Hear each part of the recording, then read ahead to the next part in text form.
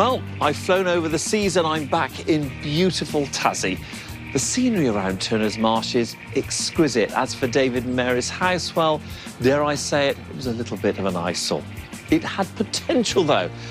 Let's see how it looks now. This outdoor area was channeling a commune in the wilderness. Not a good thing. What a change! Lovely landscaping and an inviting outdoor cooking space. Open cabinetry for all the world to see is an interesting look. Nice work, Shaynna. This kitchen is looking very smart with some stylish new touches. Sparse and dreary would best describe this living room. Wow, incredible styling has turned this space into a beautiful, cosy place of rest and relaxation. This master has gone from drab to fab. Lovely new carpet, Roman blinds and styling. There was, quite frankly, nothing inviting about this veranda and back garden. Much better, a fancy new surface on the veranda, and look at this new seating area. Prime viewing.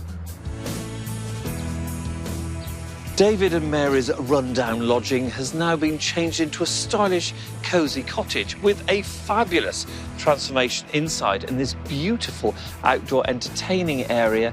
This now could be ideal for a small family or even as a holiday home. Time to test the market.